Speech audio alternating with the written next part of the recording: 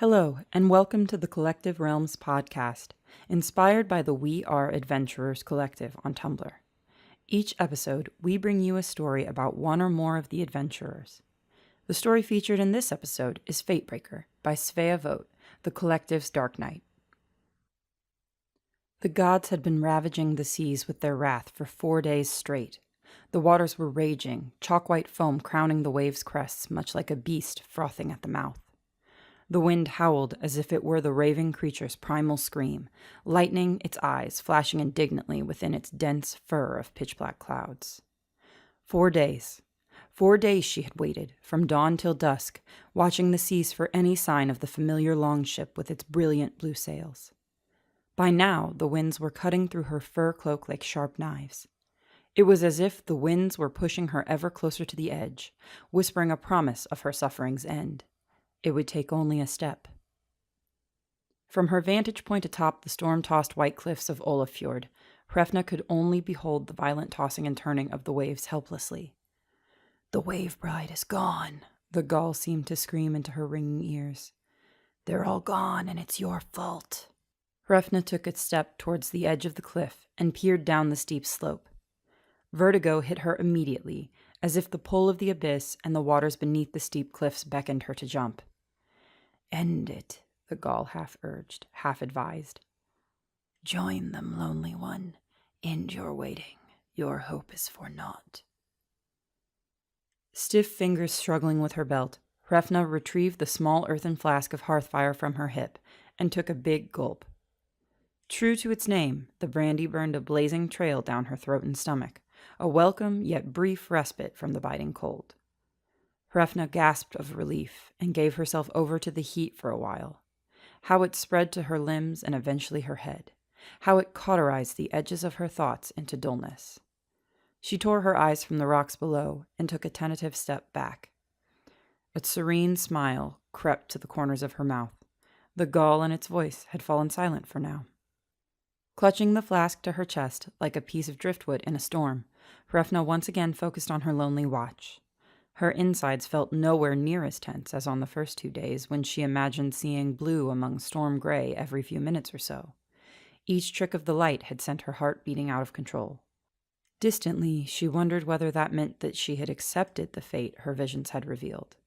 With her mind numbed, she dared revisiting her memories of the future that might just be coming to pass miles out on the open sea. As all her unbidden visions, this one had caught her at a most awkward time as she walked down the steep dirt path from the Wavebride clan's homestead to Olafjord's harbor. The Oath clan was about to leave the harbor. A white flash before her mind's eye, and the next moment she was out at sea. Wet planks beneath her feet, salt water on her tongue. Her captain's frantic shouting competing with the howling storm. Fear on the faces of her oathkin, her friends. The Wavebride was being tossed helplessly between the waves. Korya, her dearest Korya, clutching her little baby boy to her breast. She was chanting one of her spells, a desperate last call to the elements. Hrefna remembered thinking, not her. Korya was looking past her, eyes wide with recognition. Hrefna did not need to turn around to know a monster wave was about to hit the Wavebride. In the moment before impact, they caught each other's gaze. There was no anger, no fear in Korya's face, only the serenity of one who had made peace with their fate. She hugged her baby closer and gave him an almost apologetic smile. Then the wave hit, and Hrefna's heart broke in two. Darkness this time, and in the darkness, a single spectral thread floated prophetically before her eyes. "The seer of fates feels the tug of destiny." A whisper of 3 female voices aligned. The thread pulled taut, and only then Hrefna realized the string ended just within her chest. She felt herself pulled up by it, suspended in nothingness. A whispered reminder, stern but caring. "Disturb not the threads where they must not be, seeress, as you have enough before." Hrefna had come to on the path retching, seawater in her lungs and anger in her heart. They could not. There was time yet to tell her oathkin of the future and prevent all this. She had hurried to the harbor, and oh, how she had tried to convince them to stay on shore. How she had begged, pleaded, screamed. They would not listen. What they had done instead was extend a hand to her, an offer to face their fate together as they had all sworn when they became oathkin. And Hrefna, in one terrible moment of fear, had turned around and ran. She did not stop until she had reached the cliffs and collapsed at the same spot where she now stood. As she had watched the wave bride leave shore from the cliff, her head had burst with pain. Images flooded her mind, images of an entire life that would have been. This time, she had boarded the wave bride with her oathkin, but the storm was nowhere near as bad. The ship would have made it safely back to shore. She would have laughed with her friends, exhausted but alive. She would have learned humility, respect for fate, and for her own gift. Many times more they would sail out to sea. Theirs would have been a long and happy life. She would have seen the boy Jari grow up with Korya and his father. He would have called her Auntie. Seeing, guiding is your sacred duty. The three voices yet again. Weaving, measuring, cutting. That is the gods. A hesitant pause. Oh, lonely one, had you but relented, we would have not. Their voices, no longer in unison, broke off one by one. Hrefna heard soft sounds, the sighs of a mother as if to explain tragedy to a child. A price must always be paid for breaking fate. Finally understanding, Hrefna had screamed and screamed until her voice had left her too. Tearing herself from her memories, Hrefna realized she had been crying again. They would not come back. She knew it within the hole where her heart must have once been.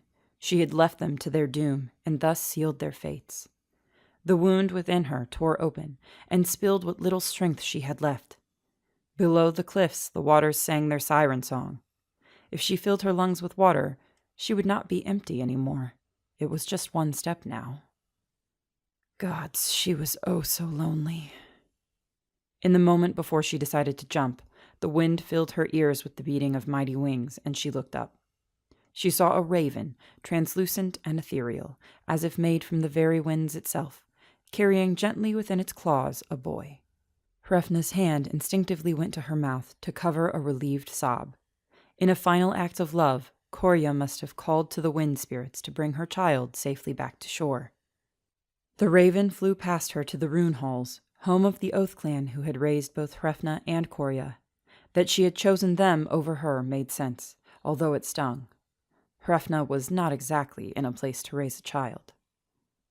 Looking once more down the cliff, she wiped away her tears and let out a half-laugh, half-sob. She had made her decision. Hrefna would live, not because she deserved to, and it would be 2 decades until she again felt like she did, but because it was her responsibility. Only the living could redeem themselves, before the gods or before a little boy who had lost more than he would ever know. She glanced wistfully at the rune hall's buildings, where a commotion had just erupted following the boy's curious arrival. He would grow up in good hands, far from the sorrow of both their circumstances. She would not let it trouble the child. The grief was her burden alone. Hrefna both feared and longed for the day she would meet him again, the final judge of her mistakes and the one who mattered the most. In the meantime, the only thing she could do was live with her own guilt. One day, she would tell him about Korya, about Hyorei, his father, and Hyeri, too, and all the others he would never grow up with.